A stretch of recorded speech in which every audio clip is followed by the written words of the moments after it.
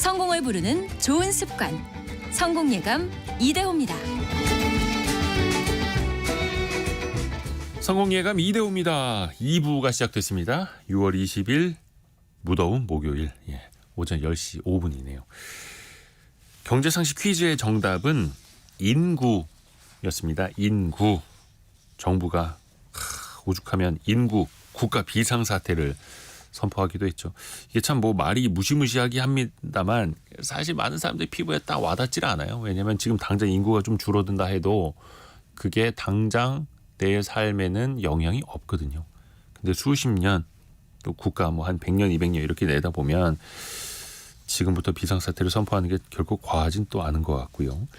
여러분도 체감을 혹시 하고 계신지 모르겠네요.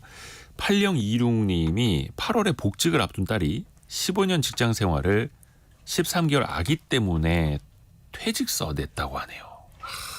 둘째도 가져야 하는데 고민이네요. 라고. 또 일과 가정을 양립한다라는 게 참 쉽지가 않은 일입니다. 쉽지가 않은 일입니다. 5726님. 손자 태어난 지 오늘이 한 달입니다. 며느리가 더 예쁘네요. 라고 보내주셨고요. 5726님 축하드립니다. 김완지님은 저는 아이 셋이라 최선을 다했습니다. 5이 꿈이었는데요. 대단하시네요. 대단하십니다. 5905님이 아기를 안 낳는 게 꼭 돈 때문은 아닙니다만 결국은 1명 낳으면 1억, 2억, 2명 낳으면 2억 이런 식으로 또 주택 무상 공급도 하면 되겠죠라고 보내주셨고요. 그것도 이제 아이디어가 될 겁니다. 그리고 8540님, 굉장히 드문 가족인데요. 8540님이 드디어 저희 가족이 10식구가 되었네요. 둘이 시작해서 아들 부부도 딸 아들 낳고 딸 부부도 딸 아들 낳고 행복하게 살아갑니다. 응원해 주세요. 대박입니다. 축하드립니다.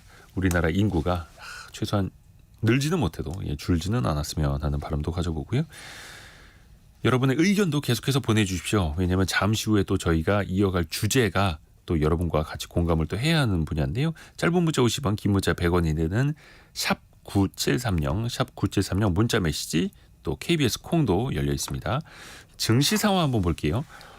코스닥은 하락 반전했네요. 860.9로 0.2포인트 거의 약보합 상태로 돌아섰고요. 코스피는 2800 넘어서서 2802포인트까지 0.17% 즉 4.7포인트 오르고 있습니다. 대형주 위주로만 많이 오르고 있죠. 오늘 삼성전자가 0.1% 더 오르면서 81,000원대 81,300원 기록을 하고 있고 아침에 상승했던 SK하이닉스는 그냥 보합 정도로 상승폭은 다시 또 내준 그런 모습들 나타내고 있습니다. 지난해 한국고용정보원 조사를 보니까요. 우리나라 지역 절반 이상이 소멸 위험 지역이라고 합니다. 30년 후에는 생산 연령 인구가 가장 많이 줄어들 지역. 울산, 경남이 꼽히고 있는데요.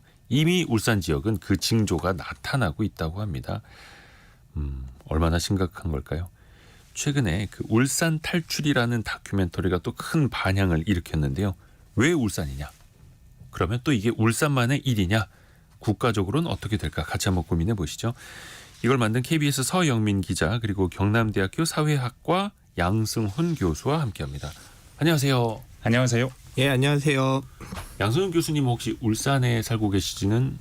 예, 저는 경남 창원에 있는 마산에 살고 있습니다. 그리고 예전에는 그 지역에서 또 일도 하셨었다고요? 예, 저는 거제에 있는 대우조선해양 현재는 이제 한화오션이 됐죠. 거기서 이제 5년 정도 근무를 했었습니다. 아하. 서영민 기자. 네. 한 3주 전에 방송이 됐던가요? 시사기획창 울산 탈출? 화제 작품 울산 탈출 34만 회 클릭을 넘어서 순항하고 있습니다. 본인 입으로 자랑하고 있는. 자, 그런데 부제가 울산 탈출. 네. 청년을 잃어버린 도시였어요. 네, 인구 얘기하셨잖아요. 네. 사실은 제가 이 다큐 만들면서 우리나라 최고의 인구 문제 전문가 중에 한 사람인 조영태 서울대 교수한테 네. 가서 물어봤습니다. 뭐가 문제입니까? 인구 문제. 부동산 그랬더니 조 교수가 하시는 말씀이 부동산 때문이에요? 아니면 일과 가정의 양립이 어려워요? 아니면 젠더가 불평등해요? 일자리가 많지 않아요? 많은 이야기들이 있고 다 맞는 말입니다만 네네. 그 문제들을 만들어낸 그 기저에 뭐가 있느냐? 수도권으로의 청년 인구 집중이 있습니다. 청년 인구 집중이 이 모든 문제의 근원입니다라고 분석하십니다. 모두가 이렇게 분석하지는 않지만 가장 저명한 인구 문제 전문가 중에 한 분은 이렇게 분석하고 이 얘기를 할 수 있는 이야기가 바로 오늘 이야기입니다. 사실 이 저출산이 굉장히 복합적인 원인들의 결과물이죠. 뭐 하나만 딱 꼽기는 좀 어렵겠습니다만 일단 지역 소멸 이야기 많이 하시는데 그 중에서도 왜 울산에다가 집중을 하신 거예요, 처음? 실은 제가 다큐멘터리를 만드는데 시간이 좀 부족했어요. 육아휴직하고 출산휴가를 한 달 몰아서 쓰고 왔더니 제가 다큐를 만드는 텀이 굉장히 줄었습니다. 서영민 기자는 참고로 이제 새 아이 아빠라서 네, 새 아들의 아빠입니다. 그것도 아들만 셋. 네. 근데 이 시간이 6주 남짓 남아 있어서 어떻게 해야 되나 생각하다가 휴직 중에 읽었던 책 한 권. 이 굉장히 인상적이어서 이 책에 가이드가 있다면 이 책의 안내를 받아서 다큐를 만든다면 짧은 시간 안에도 밀도 있게 잘 만들 수 있을 것 같다는 생각을 했고 그 책이 울산 탈출을 만들게 된 울산 디스토피아라는 지금 앞에 계신 양 교수 책인데요. 근데 어떤 얘기냐면 울산이 여러분 굉장히 잘 사는 도시 같지요. 그리고 그렇게들 알고 네. 있지 않나요? 지금도 1인당 GRDP 지역 내 총생산은 전국 1등이고 이거 뺏길 가능성은 별로 없는 것 같아요. 굉장히 잘 사는 도시인데 그런데 이 안에 골마 들어가는 게 있어요. 그건 우리나라 모든 지역이 앓고 있는 동일한 문제이기도 하거니와 우리나라 제조업의 미래를 굉장히 어둡게 만드는 거예요. 라는 내용이었습니다. 그래서 힘을 얻어서 만들 수 있게 됐고 이게 하나의 상징이 될 수 있다고 봤습니다. 서은비 님이 저출산 문제가 복합적이긴 하지만 수도권으로의 집중으로 인해서 경쟁이 심화돼 결혼을 안 하게 되고 또 아이도 낳지 않게 된다라고 이해했는데 신선했고 많이 공감이 갔어요라고 이야기해 주셨고요. 혹시나 못 보신 분들은 유튜브에도 지금 있으니까 시사기획 창 울산 탈출 이렇게 검색을 하시면 울산 탈출만 검색하셔도 나오더라고요. 탈출, 울산 탈출. 일단은 양승훈 교수님이 울산 디스토피아라는 책을 먼저 이제 발간을 하셨고 네. 그걸 보고 이제 서영민 기자도 취재를 한 걸로 알고 있는데 왜 울산을 이제 책까지 쓰면서까지 네. 조명을 하시고자 하셨던 거예요? 예, 울산이 이제 우리나라에서 굉장히 독특한 위상이 있는 도시예요. 사실은 50년 동안 국가가 이제 산업화를 위해서 몰빵을 해가지고 정말 많은 자원과 인력을 퍼부어서 돈과 인력을 퍼부어서 사실 만든 도시고 그래서 이제 결과물은 사실은 노동자 중산층이라는 사실은 하나의 상징을 만든 도시입니다. 노동자 중산층. 네. 우리가 이제 이촌향도라고 해서 이제 근현대사 교과서를 피면 이제 시골에서 도시로 올라가서 돈을 벌어서 먹고 살게 됐다 이런 이제 하나의 서사가 있는데 하나는 화이트 칼라가 되는 거죠. 서울로 올라가서 뭐 고시에 붙거나 대기업에 취업하거나 이런 종류의 모델이 있다면 사실은 잊혀진 하나의 모델은 울산이나 창원이나 거제에 가서 생산직으로 일하면서 이제 정규직이 되어서 내 가족을 부양하는 일종의 하나의 모델이 있는데 이게 이제 노동자 중산층이었고 이게 비수도권에서 우리가 잘 살 수 있다 이런 희망을 만드는 일종의 하나의 신호이자 상징이었는데요. 그런 의미에서 보면 사실은 이제 울산이 우리나라의 이제 일종의 대한민국의 공유자산 중에 하나인 거죠. 그러니까 그냥 땀 흘려서 열심히 일하면 잘 살 수 있다라는 어떤 상징이었는데 이제 문제는 이제 울산은 아까 이제 서 기자님 말씀하신 것처럼 잘 나가는데 잘 나가는 것 같죠. 근데 사실은 알고 보면 기업이 잘 나가는 겁니다. 현대자동차, 현대중공업 그리고 석유화학단지 뭐 SK케미컬부터 해가지고 그 기업들은 잘 나가는데 지역에 있는 청년들은 떠나고요. 노동자들은 뽑지가 않고요. 그다음에 공급사들은 경쟁력을 잃게 되는 지역에 있는 공급사들은 경쟁력을 잃게 되는 상황 속에서 기업은 공중부양하고 그 나머지에 이제 연결돼 있던 주체들은 모두 다 힘들어지는 그리고 그 결과로서 청년들이 이제 희망을 못 찾고 수도권으로 떠나게 되는 일종의 중요한 거점으로서 오히려 위상이 변하는 거 아닌가. 그래서 울산을 우리가 조명할 필요가 있고 그리고 이런 이야기를 할 수가 있는 거죠. 울산이 안 되면 울산 말고 이제 남부 지역에 있는 대부분의 산업 도시들은 다 안 된다. 왜냐하면 울산이 가장 그 중에서 형편이 나은 도시니까요. 그런 점에서 울산을 우리가 주목해 볼 필요가 있다. 이런 생각에서 이제 책을 썼습니다. 굉장히 상징적인 도시이기도 하고 뭐 말씀하신 것처럼 자동차, 조선, 석유화학 네. 쟁쟁한 또 대기업들이 이제 버티고 있는 곳이고 평균 연봉도 높다고 하고 근데 서영민 기자 네. 그럼 문제는 어디서부터 시작이 되는 겁니까? 그 모든 방금 말씀하신 좋은 것들이 네. 아버지 세대의 것이다. 청년들과는 거의 무관하다. 이를테면 그 현대차 같은 경우에는 자동화가 굉장히 많이 진행됐습니다. 네. 전 세계에서 우리나라가 로봇을 써서 제조하는 비율이 가장 높은 나라인데 그중에서도 자동차는 굉장히 그 비율이 높습니다. 네. 그러다 보니까 이제 공장에 인력이 별로 필요 없어요. 이 얘기는 생생한 얘기는 양 교수가 더 해주실 수 있는데 일단 그런 자동화가 한 측면에 있고 그래서 정규직을 뽑을 이유가 별로 없는 겁니다. 현대차 입장에서는. 현대중공업 입장에서는 중공업, 조선, 배 만드는 곳은 여전히 사람이 많이 필요합니다. 사람이 해야 돼요. 사람이 해야 되는데 이 사람이 해야 되는 일을 중공업 회사들이 계속해서 사이클을 겪으면서 경기 침체를 겪다 보니 정규직으로 데리고 있으면서 이 사람들을 고용하는 것보다는 하청 회사를 아니면 이주 노동자를 활용해서 이 공장을 운영하는 것이 훨씬 더 비용 절감에 효과적이다라는 교훈을 얻고 그 방향으로 가는 거죠. 사실은 울산을 지탱하던 그 힘은 거대 대기업들, 앵커 대기업이라고 표현하는 큰 대기업들의 고용 여력이고 그게 지역 사회로 계속 전파되는 일종의 낙수 효과거든요. 우리가 남이 아니고 그리고 우리가 잘 되면 회사가 잘 되면 우리도 잘 되고 나라도 잘 되고 지역도 잘 되고 다 같이 잘 되는 낙수 효과가 넘치는 도시가 울산이었다면 그 고리가 이제 더 이상 낙수 효과를 누리려면 일단 그런 대기업들에 고용이 돼 있는 사람이 있어야 하는데 네. 그 수가 점점 줄고 너무 줄다 보니까 이제는 그 효과를 젊은 사람들은 기대할 수 없는 겁니다. 지금 현재 정규직이신 베이비붐 세대는 기대할 수 있죠. 양승훈 교수님. 네.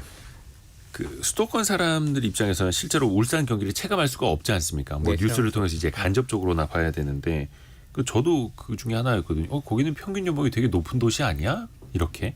지금은 어떻습니까? 실제로는.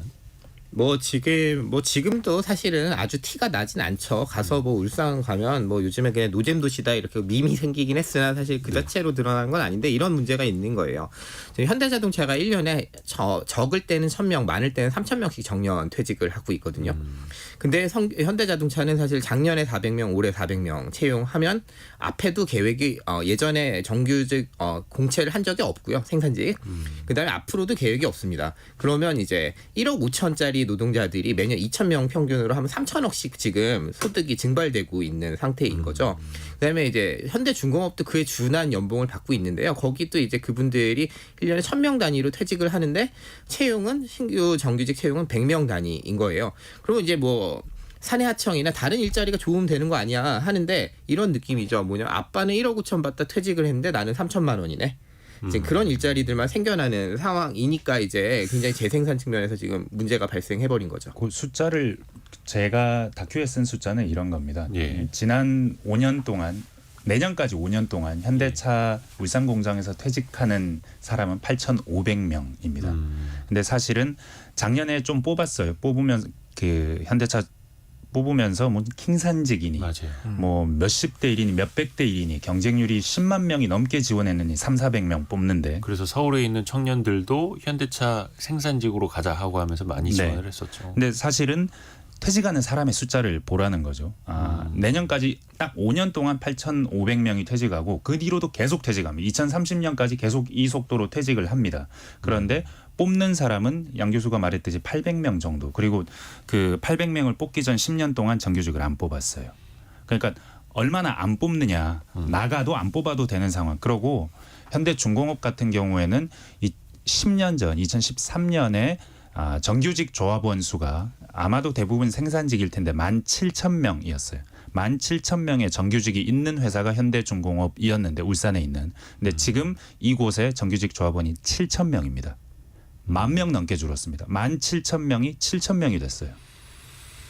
그러게요. 지금 9241님도 울산 현대공화국 울산이 소멸한다니 이해하기 어렵네요. 근데 그 이해하기 어려운 일들이 이제 꿈틀대고 있고 조짐이 나타나고 있다라는 건데요. 4588님이 여기는 여수입니다. 제 아이들이 30대 초반인데 주변에 젊은이가 없습니다. 거의 수도권으로 가니 우리 아이들도 지방에 사는 게 도태되는 건 아닌지 조급해합니다. 이런 이야기. 그 2010년대 이제 울산에 대부분 이제 일을 하는 사람들의 평균 연령은 30대였어요. 그리고 도시의 평균 연령도 30대였고 굉장히 젊은 도시였거든요. 몇 년도까지? 2015년 이전까지. 근데 그 나이가 그대로 1년에 1년씩 올라가고 있어요. 청년들이 계속 빠져나가고 일하는 사람들이 그러니까 장년 노동자가 되는 상황인 거죠. 이제는 뭐 45세 뭐 이렇게 조합원 평균이 나오고. 그러네요. 근데 울산 지역 자체는 어쩔 수 없이 경기를 탈 수밖에 없잖아요. 네. 예전에 구조조정도 좀 있었고요. 맞습니다. 조선업 구조조정이 2015년에 있을 때 그때 대규모 퇴직이 있긴 했었습니다. 예. 그리고 근데 지금 저희가 이야기하는 요 울산의 문제는 지금 경기는 탈 수 있어요. 경기를 타면 안 좋아질 수 있어요. 근데 지금 울산의 그 근거지를 둔 대기업들의 경기가 어떻느냐를 한번 보면 좋은데 원래 화학 산업은 크게 뭐 유가에 따라서 흐름이 있긴 하지만 크게 경기를 타지는 않는 것 같고 워낙에 많이 생산해서 수출을 많이 하기 때문에 근데 자동차 경우에 이 경기가 지금 어떻느냐 한번 보시면 됩니다. 현대차가 작년 재작년 2년 연속 3등 세계 3등입니다. 사실은 제가 자료를 찾다 보니까 1990년대 현대차 홍보 영상을 볼 기회가 있었는데 현대차 홍보 영상에서 이 유장한 목소리로 저희 현대자동차는 앞으로 10년 안에 세계 10대 메이커가 되기 위해서 최선을 다하겠습니다. 그래서 90년대 후반에 그랬어요. 네네. 10대 메이커가 되겠다고 해서. 근데 지금 3등입니다. 예. 그리고 양 교수가 말씀해 주셨는데 1분기에는요. 현대차가 2등이래요. 세계 2등이래요. 1등은 도요타. 미국에서도 2등하고 있죠. 네, 2등인데 더 의미심장한 건 지금 도요타가 엔진 문제, 조작 문제로 그 배기가스 뭐 그렇죠. 조작 같은 그런 문제로 또 어렵거든요. 어쩌면 현대차가 지금 조금만 잘하면 어쩌면 1등이 될 수도 있습니다. 그렇게 이제 잘 나가고 있다라는 거죠. 기업들은. 네. 네, 현대자동차에서 무슨 얘기를 하냐면 지금 이번 2분기도 이게 아마 2등이 나올 것 같아요. 지금 이번에 들은 얘기 전원에 따르면 그럴 것 같고 그런 얘기를 한다고 하더라고요. 희망사항으로 세계 1위를 2030년에 하는 게 아니고 지금의 추세선을 그대로 그으면 1등이 될 거라고 지금 이제 내부적으로는 그런 이야기도 한다고 제가 들은 것 같고 또 이제 이런 게 있습니다. 이게 역설적인 게 뭐냐면 현대자동차 아까 이제 인원이 2,000명 정도가 매년 준다고 말씀을 드렸잖아요. 울산 공장에서. 그렇게 계속 이제 줄어들에 따라서 이게 사실 역설적으로 생산성이 엄청 올라가게 되는. 그럼 사람이 필요한 게 아니냐. 이런 이제 우리가 질문을 해볼 수가 있잖아요. 사람 주는 게 그냥 좋은 일이냐? 근데 현대차 울산 공장 같은 경우에 지금 인원이 만약에 한 40명이 있어요. 그러면 지금 할 수 있는 작업들은 사실은 10명에서 15명이면 충분히 할 수 있는 일들이고 이제 앞으로 그러므로 이제 고용을 더 할 여력은 사실은 자동차는 없어져 버린 이제 상황이 된 거죠. 그러니까 기업은 굉장히 이제 더 높은 이제 수익이 굉장히 보장이 돼 있는 거고요. 우리가 테슬라가 이제 굉장히 사람을 안 쓴다 공장에서 이런 얘기하는데 사실은 생산 플랫폼 자체만 보면 현대자동차가 더 사람을 적게 써도 효율이 나는 체제가 이미 완성돼 있는 상태입니다. 네. 현대차는 아주 잘 나가는 회사고 현대중공업도 마찬가지입니다. 지금 조선업 호황 때문에 몇 년치 수주를 다 받아놓고 있고 그걸 못 만들어서 납기를 못 맞춰서 계속 연장하고 있는 추세니까 네. 이 회사들이 못 나가고 있는 상황이 아닌 겁니다. 그렇죠. 최근에 그러니까, 뭐 현대기아차도 주가가 사상 최고치 가고 네, 있고 조선업도 상당히 또 호황이고. 그래서 이런 거죠. 이제 현대 지금 오히려 이 책이 지금 소구될 수 있다고 저는 생각하는 이유는 울산 네. 디스토피아 이야기가 왜냐하면 지금 경기가 좋아졌어요. 그럼 뭔가 되게 좋은 신호들이 나타나야 돼요. 근데 고용에는 전혀 반영이 되지 않는다. 이제 중공업 얘기 잠깐 하자면 중공업은 이제 이런 거죠. 중공업에서 지금 물량이 늘어났잖아요. 일해야 될 양이 늘어나면 여기는 자동화가 안 됩니다. 그러면 사람을 사실 많이 뽑아야 하죠. 근데 정규직을 별로 안 뽑고도 지금 되는데 핑계는 뭐냐면 청년들이 오지 않는다. 이거 험한 일이라고 오지 않는다. 네네. 그건 사실이에요. 실제로 지금 잘 오지 않습니다. 그거 한번 따져볼게요. 일단은 현대중공업 같은 경우도 이제 조선소니까 엄청난 또 인력이 필요한데 청년을 구하기가 힘들다라고 이야기하고 실질적으로 외국인 노동자들이 많이 들어오고 있다라고 하잖아요. 네. 그 지점에 대해서는 지금 어떻게 보고 계시죠? 지금 울산 동구가 작년에 이제 인구가 늘었다라고 얘기를 한 적이 있었는데 이게 네. 다른 이유가 아니고 청년이 안 떠나서가 아니고 사실은 이주 노동자가 7,000명이 한 번에 들어왔어요. 작년 말에. 그러니까 울산 동구 인구가 15만 안짝일 텐데 그러면 갑자기 인구에서 이제 20% 가까이 갑자기 밀려 들어온 거죠. 2%. 네, 잠깐만. 네, 5%군요. 5%. 하여튼 그 정도 들어온 거고요. 이제 그런 상황인데 왜 그런가 하면 핑계는 이제 사람이 오지 않는다. 근데 청년들이 이런 거죠. 예전에는 사실은 청년들이 바로 그냥 공장에서 알바하는 경우도 많고 조선소에 가서 일하는 경우도 많았습니다. 왜냐하면 대체제가 별로 없었으므로. 무슨 말이냐면 요즘에는 청년들한테 왜 저 공장에 가서 방학 때는 알바라도 하지 않냐. 대학생들도 동남권 사실 많이 하거든요. 네. 라고 물어보면 쿠팡 물류센터가 더 많이 줘요. 그리고 저기는 내가 편하게 시간을 쓸 수 있고요. 저기는 위험하지 않고. 근데 이제 조선소는 그거에 비하면 처음에 우리가 이제 사내하청의 본공이라고 하는데 교육을 마치고 나면 바로 배치됐을 때 이제 사내하청에 본공이 가는데 거기 평균 임금이 처음에 초봉이 2,700부터 시작하는 거예요. 그럴 거면 여기 험하고 어렵고 더럽고 위험한데 여기 가서 내가 저 일을 할 필요가 있겠느냐. 그러면 사실 임금을 좀 인상해 주면 되는데 이게 이제 논쟁적인 지점인 게 업계는 여전히 굉장히 임금이 우리 너무 비싸기 때문에 어렵다 하는데 최근에 들어보면 그 선가에서 인건비의 비중이 우리가 20%가 넘어가면 무겁다고 하거든요. 좀 비싸다 이제. 네. 근데 지금 다 18%, 17% 수준이면 사실 여력이 있는데 이제 사내하청을 써보는 게 습관이 돼 있고 잘 쓸 수 있다고 판단을 하니까 사내하청을 쓰고 인건비를 억제해도 유지가 된다고 생각하면서 지금 오지 않는 상황에서 이제 오지 않는다는 핑계로 이주 노동자들의 비율을 지금 작년에 법무부 특례로 원래는 제조업은 20% 정도 쓸 수 있는데 30%로 늘려줬거든요. 그러다 보니까 그냥 많이 쓰게 되고 이러니까 이제 그냥 그 체제에 또 적응하게 되면 앞으로 여력이 있어도 뽑게 될 정규직을 뽑게 될 유인 자체가 줄어든다. 그러면 이제 메리트가 전혀 없게 되는 상황인 거죠. 실제로 네. 제가 임금 테이블을 취재하면서 좀 봤는데 네. 근데 한 달에 막 거의 한 300시간을 일했는데 실수령액이 300만 원이 안 되는 거예요. 그 비정규직 하청. 네. 네. 300시간은 어떤 정도냐면 52시간을 거의 어기는 수준까지 그 근무를 많이 하면 300시간에 가까워집니다. 예. 그 생산직에서 일하는 분들은 300시간 하면 바로 알아들으실 거예요. 이게 한 300만 원이 조금 안 되더라고요. 물론 이런저런 뗀 돈이 있기 때문이긴 한데 근데 저렇게 힘든 일을 조선업은 굉장히 아마 대한민국에 있는 생산직 가운데 가장 힘든 일 중에 하나일 겁니다. 그런데도 300만 원이 조금 안 되고 시간당 임금을 봤더니 12,000원이었어요. 그 최저임금보다 높아요. 근데 힘든 일인데 이렇게 힘든 일인데 12,000원 수준으로 지금 알바를 해도 식당 알바를 해도 12,000원, 13,000원 서울에서 받습니다. 근데 이 정도 수준의 돈을 주고 할 수 있을까?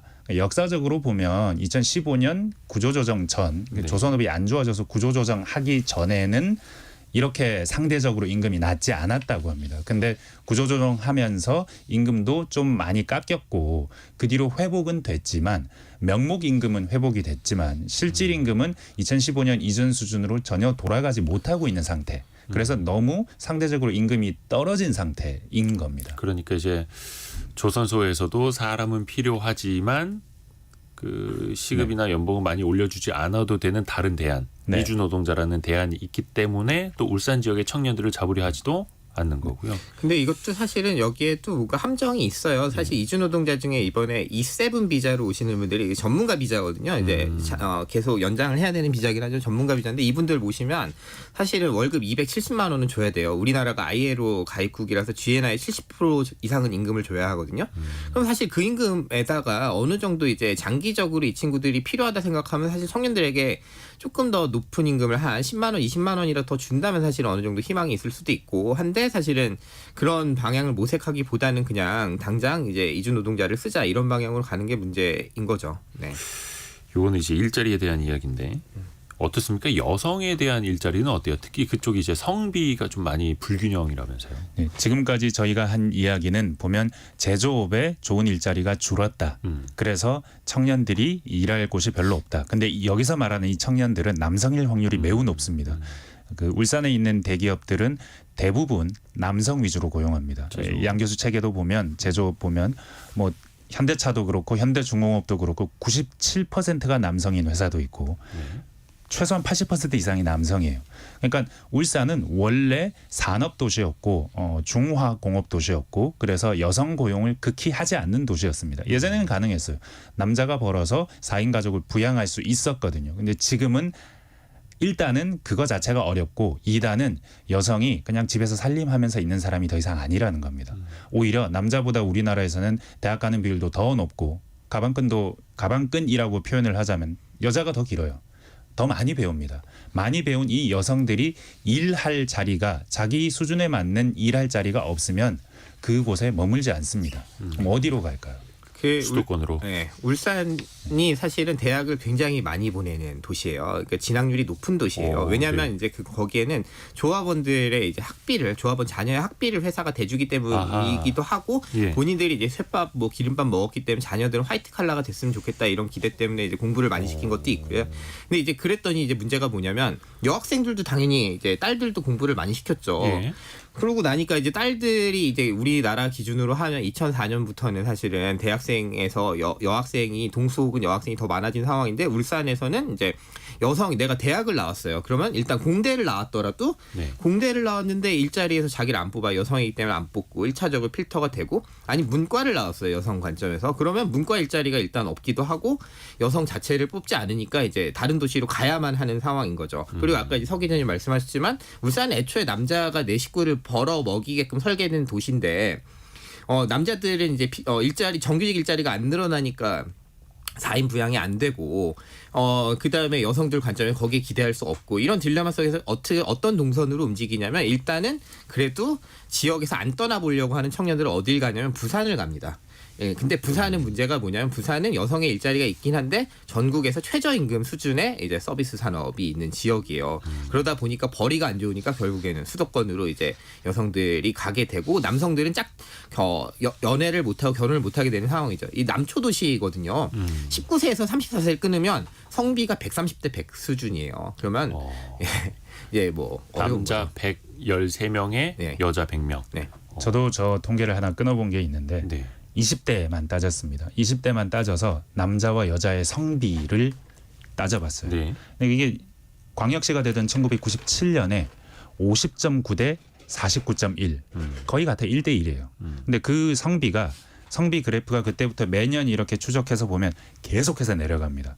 쉬지 않고 내려갑니다. 쉬지 않고 내려가서 지난해 기준으로 여성 43대 남성 57인 도시가 됐습니다. 20대는. 그 예전에 어떻게 됐었냐면 20대 초반에는 남초예요. 예전에 왜냐면 남자들이 이제 공고를 졸업하고 오고 그 다음에 이제 병역 특례로 남자들이 일하러 오니까 남성의 비율이 처음에 높죠. 근데 20대 후반에 상쇄가 됐어요. 왜냐면 이제 이 사람들 벌이가 좋으니까 시집을 오니까 그렇게 상쇄가 됐는데 이제 뭐 그런 걸 기대할 수가 없는 상황이니까 남초 도시의 이미지가 안 깨지는 거죠. 이제. 그렇죠. 그래서 여성분들도 떠나고 있고 네. 근데 여성분들이 더 먼저 많이 떠날 수밖에 없고 이렇게 생각하면 됩니다. 우리가 전체 인구 유출의 70%를 청년이 나가는 거고요. 울산이나 뭐 거제나 창원 다 똑같은데 그다음에 그 70%의 또 70%는 여성입니다.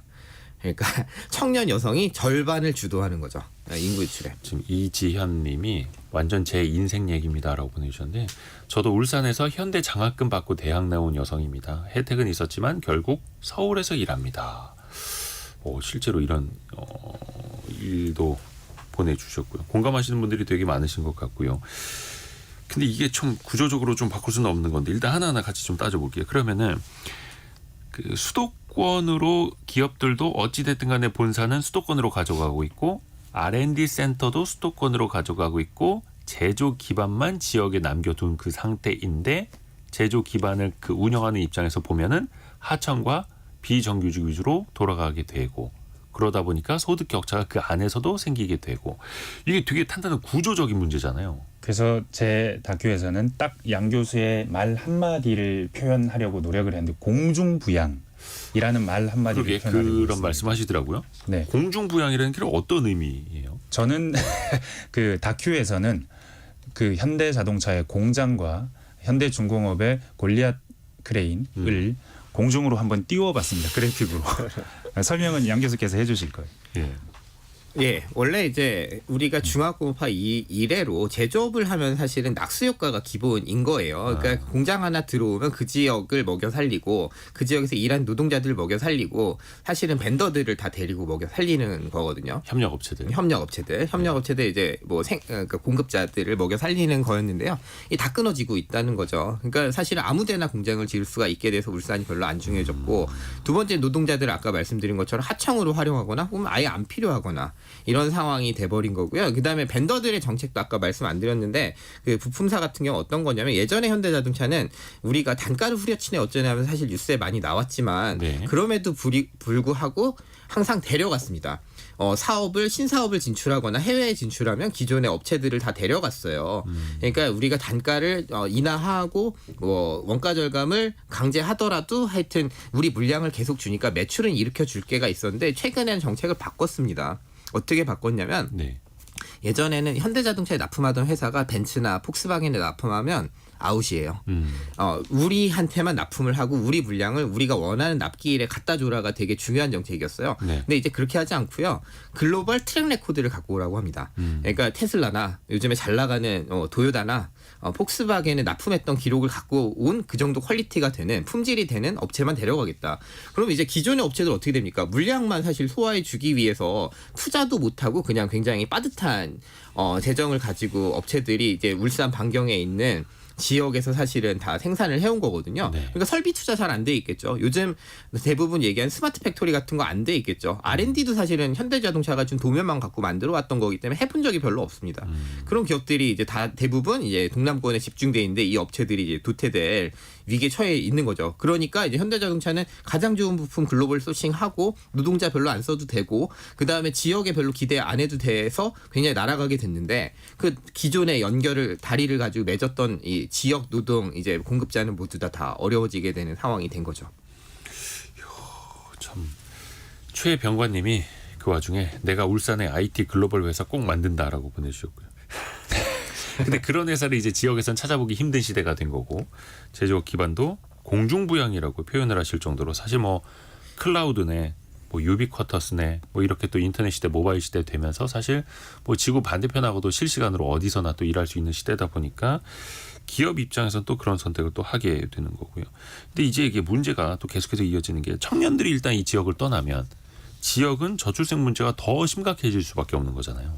네, 그 인구 얘기로 넘어가자면 예. 뭐 더 다른 얘기를 할 수도 있겠지만 그 인터뷰를 다니면 거의 대부분의 전문가들이 이구동성으로 하는 말이 있습니다. 울산은 가장 나은 편이에요. 그리고 그나마. 네, 울산은 그나마 가장 낫고 울산만의 문제가 아니에요 하면서 동남권에 우리가 학교 다닐 때부터 늘 배워왔던 이 동남권 벨트, 산업 벨트 도시들을 하나하나 언급하십니다. 이상하게 모두가 그 도시들의 이름을 언급하세요. 인터뷰를 하다 보면. 포항도 그래요. 부산도 사실은 좀 그런데 조금 다르긴 하지만 비슷해요. 부산 옆에 있는 진해, 지금 다 창원입니다. 진해, 마산, 창원. 그다음에 전라도도 그래요. 전라도 중에 순천, 광양, 여수 다 마찬가지라는 겁니다. 그러니까 지방에서 그나마 살던 산업 도시들, 산업 도시라는 말은 일자리가 있는 곳이고 생산직 일자리가 꽤 괜찮은 것들이 있어서 그 지역에 사람들이 모여 살고 아파트도 꽤 있어서 아파트 값이 다른 지역들보다는 꽤 높고 아파트 값이 올라간다고 할 때 이 지역의 아파트 값들은 올라갔어요. 근데 그 모든 지역들이 지금 똑같이 이런 문제를 데칼코마니처럼 겪고 있다는 겁니다. 그러니까 정규직은 없어지고 여자들은 다 서울로 가든지 뭐 큰 도시로 가든지 다 떠나고 그래서 왜 그러냐라고 물어보면 그 기자님 왜 그러냐가 아니고요. 다른 지역들은 이미 빠져나갈 사람 다 빠져나갔고요. 다 수도권 아니면 서울로 갔고 이제 마지막 남은 요 지역마저 그나마 잘 산다고 하던 요 지역에서마저 인구가 급속히 유출되는 겁니다. 실제로 통계를 보면 다른 지역의 인구 유출 속도보다는 경상남도 지역의 인구 유출 속도가 굉장히 빠르고요. 울산도 거의 그 비슷하고요. 대부분 청년이 빠져나가면서 수도권으로 가면서 그러면서 점점 공동화되고 있고 사람 구하기 어려워집니다. 일단 여기까지가 지금 전국 대부분의 산업도시에서 벌어지는 현상입니다. 그 흥미로운 게 하나 있는데요. 네, 그 다른 교수님. 지역이랑 이제 좀 다른 게 있어요. 뭐냐면 다른 지역은 떠나고 싶냐라고 청년들에게 물어보면 기회만 되면 떠나겠다라고 이야기하는 사람이 절반이 넘습니다. 비수도권 대부분의 도시에서. 근데 이 동남권에 있는 산업도시들, 그러니까 부울경은요. 최소한 부울경은 조사를 하면은 70% 가까이는 안 떠나고 싶다고 이야기합니다. 청년들이. 안 떠나고 싶다. 안 떠나고 싶은데 떠나고 있죠. 더 가파르게. 이 얘기는 이제 본인들이 희망하는 거. 왜 떠나냐 물어보면 사실 일자리 이야기가 무조건 1등으로 70% 이상이 나오는 거니까요. 이제 그런 문제가 있는 거죠. 본인들도 또 어쩔 수 없는 또 선택에 놓이는 거고요. 저도 실제로 울산에 내려가서 울산대학교 다른 곳에서 이렇게 인터뷰를 거리 인터뷰를 많이 하셨더라고요. 네, 무작정 가서 인터뷰를 많이 했습니다. 저도 하고 저희 같이 간 리서처 분들도 하고. 근데 특징이 제가 사실은 살짝 놀랬거나 이 생각과 다른데 했던 부분이 일단 물어보면 자 무슨 전공하세요? 무슨 일 하고 싶으세요? 울산을 떠나고 싶으세요? 물어보면 저는 사실 다 떠나고 싶다고 말할 줄 알았어요. 근데 떠나고 싶다고 말하지 않습니다. 절대 떠나고 싶다고 말하지 않고 그런데 뭐 가능하다면 남아 있고 싶은데 아마도 나가야겠죠. 이런 분들이 굉장히 많아요. 그렇죠. 20년 이상 살아온 지역이니까. 네. 그리고 사실 부산에서 IT 업체들 취재할 때도 보면 그 IT 업체도 그렇고 투자하는 분들도 그 IT 업체들에 투자하는 분들도 있습니다. 특히 부산 지역에 조금 있는데 얘기를 들어보면 여기 지역 청년들이 무조건 다 떠나서 서울로 가고 싶어 하는 거 아닙니다. 절대 아닙니다. 여기에 남아 있을 수 있다면 어떻게든 남아 있으려고 하는 분들이 훨씬 많아요. 근데 안 돼서 가는 겁니다. 라고 얘기합니다. 선택의 여지가 없으니 네. 그럴 수밖에 없는 거고. 김종호 님이 대기업 본사들을 지방으로 보내면 안 되나요? 라는 질문도 주셨는데 참고로 저희가 별책부로 이번 주 토요일 방송되는 게 최상욱 대표와 같이 하는 피크아웃 코리아라는 책입니다. 최상욱 대표도 그런 비슷한 이야기를 합니다. 그래서 일자리가 가장 중요하고 기업들을 지역으로 분산시킬 수 있는 방법에 가장 역점적으로 좀 정책 우선순위를 둬야 된다. 이런 이야기. 뭐 예를 들어서 수도권에 있으면 법인세를 더 페널티를 부과하고 지역으로 가면은 과감한 인센티브를 주고 그렇게 해야 된다. 이런 이야기 하더라고요. 혹시 동의하세요, 교수님? 뭐 그것도 어느 정도 효과는 있겠죠. 그게 뭐 가장 그 중요한 문제인지 좀 검토를 해봐야겠죠. 저는 좀 동의하지 않는 편에 가까워졌다. 취재하면서. 그럼 어떻게 해야 돼요? 그러니까 대기업을 지역으로 끌어내릴 수 있느냐? 없는 것 같아요. 근데 이제 바로 그 얘기를 이어서 해야 되는데 뭐냐면 이제 대기업 앵커 기업을 유치하는 게 항상 그러니까 지역 관점에서 굉장히 지금까지 무조건 이기는 전략이라고 다들 생각하고 앵커 기업 공장을 가져오려고 하고 이번에 울산은 지금 삼성 SDI 지금 배터리 공장을 가져오려고 하고 있거든요. 네. 근데 이제 그 공장에 가져왔을 때 어떤 일이 벌어지는 생각해 보면 생산직 500명에 관리자 10명에서 20명 아니에요? 화이트 칼라 20개 일자리에 그 배터리 공장이 완전 자동화 공장인데요.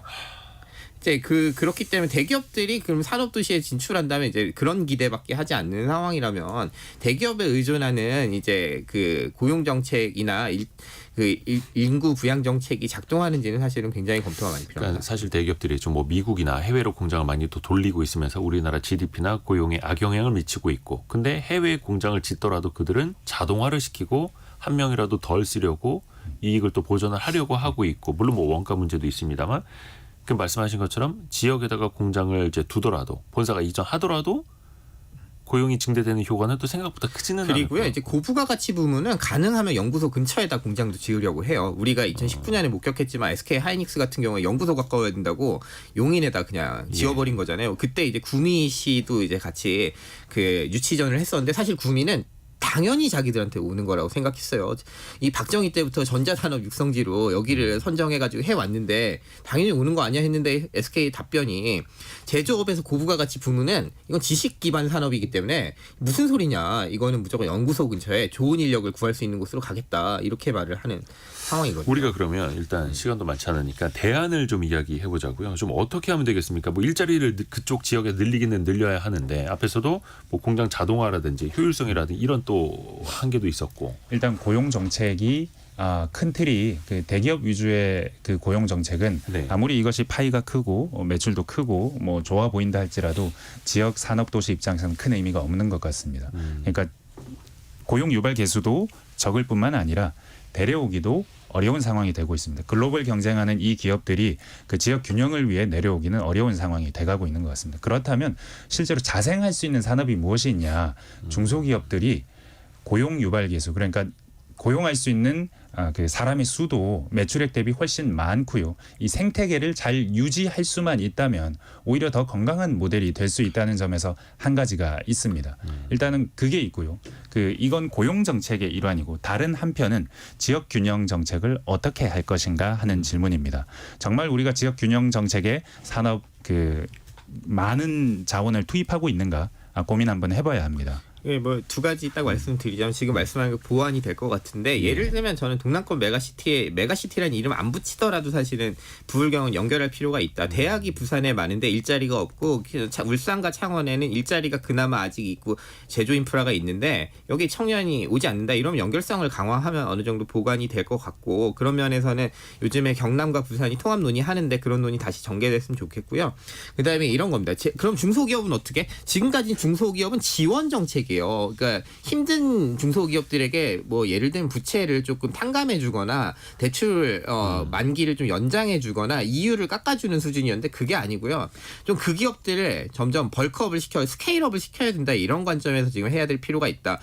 왜냐하면 현대자동차가 이제 요청하는 수준의 글로벌 이제 부품사가 되려면 규모를 키워야 됩니다. 그래야 그렇죠. 스마트 팩토리도 할만하고 R&D 인력도 뽑을 수가 있는 거거든요. 근데 굉장히 영세한 규모의 50인, 100인 이하 사업장들이 많기 때문에 그런 기업들 합쳐서 매출 1,000억 이상을 만들어서 이제 중견기업에 도전할 수 있는 기업들을 만들어야 사실은 청년들도 오는 건데요. 청년들이 왜 안 가냐 하면 영세하고 더럽고 힘들고 깨끗하지 않고 이제 그런 거기 때문에 그런 기업들이 굉장히 반짝반짝하게 브랜드 가치를 좀 갖게 되는 상황이 돼서 예를 들면 벤처의 하청업체 중에 하나가 굉장히 큰 기업 중에 뭐가 있냐면 보쉬 같은 회사예요. 여기 공구 납품하고 시공구류 이게 부품 뭐 볼트 이런 거 납품하던 회사인데 우리 다 기억하는 이제 큰 회사가 됐잖아요. 그런 방식으로 이 기업들의 판로도 열어주고 규모도 키워주고 청년들이 희망하는 방식의 화이트 칼라 엔지니어 직군도 늘려주는 게 지역에서 가능한 모델이 아닐까 이런 생각을 합니다. 이 얘기를 계속하는 게 우리가 지역 네. 소멸 얘기 같고 지역만의 얘기 같지만 아니라는 얘기를 저는 이 취재를 하면서 계속 반복해서 하게 됐습니다. 왜냐하면 국가 전체적인 거다. 네, 왜냐하면 이 지역에서 청년들이 떠나면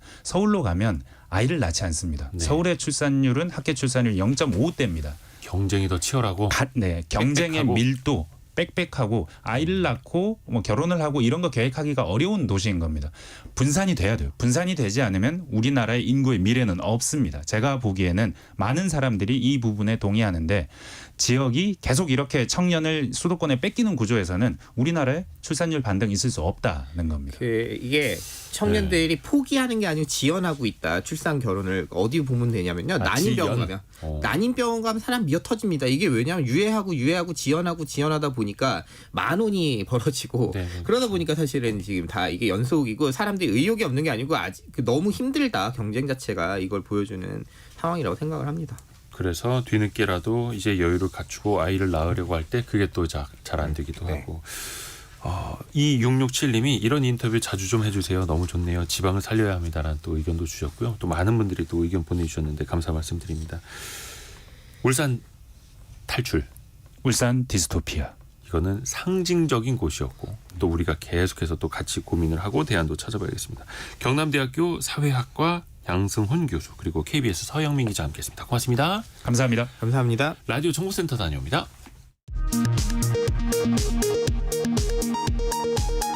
신협 연체율이 급등하며 건전성에 대한 우려가 커지자 금융감독 당국이 검사에 나섰습니다. 신협 연체율은 지난달 기준 6%대 후반대로 지난해 말 3.63%보다 크게 오른 것으로 알려졌습니다. 부동산 PF 연착륙을 위해 은행과 보험업권이 공동으로 5조 원 규모의 집단대출 신디케이트론을 조성했습니다.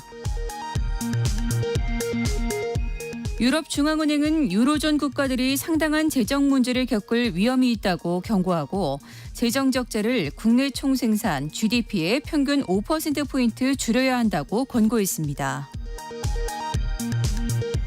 미국 업체 아마존이 유럽 내 사업 확장을 위해 독일에 100억 유로, 우리 돈 약 14조 9천억 원을 투자하고 연말까지 독일 내 정규직 직원을 4만 명으로 늘리겠다고 밝혔습니다. 지금까지 라디오 정보센터 뉴스 정한나였습니다. 성공예감 애프터 서비스 시간 오늘은 곽지현 리포터 함께합니다. 안녕하세요. 네, 안녕하세요. 청취자분들의 질문 소개해 주시죠. 네, 청취자 김승일님, 육아기 근로시간 단축 제도 확대 시간 그리고 자녀 학년은 어떤지 궁금합니다. 다음 달 1일부터 시행하는 게 맞나요? 라고 보내셨네요. 네, 7월부터 이제 확대된다라는 건데요. 근로시간 단축제도 그러니까 아이를 키우면서 근로시간을 단축할 수 있는 이 제도 기존에는 자녀 나이가 8세 이하였습니다. 그러니까 초등학생 2학년 이하일 때 근로시간 단축 제도를 이제 신청할 수 있었는데 그게 12세까지 그러니까 초등학교 6학년 이하로 확대가 된다는 겁니다. 그러니까 초등학생 이하 자녀를 가지신 부모님들은 7월부터 이 근로시간 단축 제도를 더 넓게 쓰실 수 있다라는 거고요. 네. 그 사용 기간도 최대 24개월에서 36개월까지 연장하는 방안도 정부가 추진을 하고 있는데 이거는 이제 법 개정이 또 필요한 상황이어서 아직까지 또 기다리고 있고요. 또 하나 발표된 게 있죠. 근로시간 단축을 하면 누군가 그만큼의 일을 동료가 해줘야 되잖아요. 그렇죠. 그럴 때 최대 월 20만 원까지 정부가 지원금을 지급할 계획이다. 이런 것도 발표가 됐죠. 네. 그리고 이어서 9723번님 개인 사업자입니다. 직원이 출산 휴가를 내겠다고 하는데 그렇다면 육아휴직을 하고 퇴사하면 그 기간까지 근무 기간으로 인정받고 퇴직금 받겠지요. 이렇게 보내셨는데요. 네. 맞습니다. 그러니까 출산 휴가 그리고 육아휴직 기간은요. 법에서 정한 근로 근속 기간에 포함이 됩니다. 그러니까 육아휴직을 마친 그 시점까지가 바로 퇴직금 산정 기간이 되는 거고요. 그러니까 다시 말해서 퇴직금을 산정할 때는 출산 휴가 또 육아휴직 다 포함되고 인정해야 된다. 이렇게 기억하시면 되겠습니다. 근데 퇴직금은 육아휴직 들어가기 전에 한 3개월 평균 임금을 계산해서 통상 임금보다 높으면은 평균 임금 적용하면 되고요. 그러니까 만약에 근로자가 최저 임금을 받은 경우도 있잖아요. 그럴 때는 퇴직 시점에 바로 그때의 최저 임금을 기준으로 지급해야 됩니다. 그러니까 9723번님 사례처럼 내년도 그 최저 임금이 8월 달에 결정이 된다고 하잖아요. 육아휴직 마치고 아마 내년에 퇴직하게 된다면은 바로 그때 맞춰서 최저 임금 기준으로 계산하시면 되겠습니다. 네, 다음 질문은요. 네, 최정희님. 농업 경영체 등록 그리고 농업인 고용보험은 어떻게 가입하면 될까요? 농업 경영체 그러니까 융자나 뭐 보조금을 지원받으시려는 분들이 이렇게 등록을 하시면 되는데요. 국립농산물품질관리원에 방문하시거나 우편을 보내거나 인터넷으로 신청하실 수가 있습니다. 농업경영체 등록 신청서를 써서 내시면 되고요. 농업인 고용보험 같은 경우에는 개별적으로 근로복지공단 지역에 방문을 하시거나 아니면 근로복지공단 홈페이지에서 가입하실 수 있습니다. 네. 이어서 2867번님 자영업 65세 이상은 실업급여 가입이 안 된다는 게 맞나요? 라고 보내셨는데요. 네. 맞습니다. 그러니까 실업급여는 고용보험 가입자가 받을 수가 있죠. 그러니까 고용보험은 65세 이상은 가입 자체가 안 됩니다. 대신 단 내가 65세 이전부터 고용보험에 가입을 했다가 65세 이후 그러니까 퇴직 후에 근로 단절 없이 다른 사업장에 고용됐다면요. 그때는 실업급여 적용 대상이 됩니다. 그리고 65세 이상은 실업급여 적용에서는 제외가 되지만은 이 고용 안정 그리고 직업 능력 개발 사업은 적용된다는 것도 기억하시면 좋겠습니다. 네, 다음 질문은요. 네, 0125번님 개인 택시 운전자도 사업자에 해당이 되나요? 그럼요. 개인 사업자죠. 개인 택시 하시는 분들은 개인 사업자이고요. 네. 또 택시 면허라고 하는 거는 이 사업자 등록과는 별개의 일종의 허가증이라는 거. 그래서 개인 택시 면허도 필요하고 개인 사업자도 내셔야 하는 거고요. 네. 짧게 하나만 더 들어볼까요? 네, 1700번님 계모임은 우리나라에만 있는 건가요? 그렇죠. 우리나라의 어떤 특수한 이거는 그 서로의 자금을 또 부조해 주기도 하고 사회적인 유대와 친목을 또 도모하는 그 기능도 있지 않습니까? 그렇죠. 많은 분들이 그 유럽의 길드랑 비교를 하시는데 네. 유럽의 길드 같은 경우에는 엄격한 규칙과 규율을 가진 공식적인 조직입니다. 네. 그래서 도제생들도 두고 있고 기술 전술이라든지 아니면 경쟁 제한, 산업 보호 이런 목적을 갖고 있는 거여서 우리의 계모임과 유럽의 길드는 성격이 많이 다르죠. 곽지연 리포터 함께했습니다. 고맙습니다. 고맙습니다. 성공예감 이대호입니다. 오늘 모두 마치고요. 내일 아침 9시 5분에 돌아오겠습니다. 성공예감은 오늘도 여러분을 응원합니다.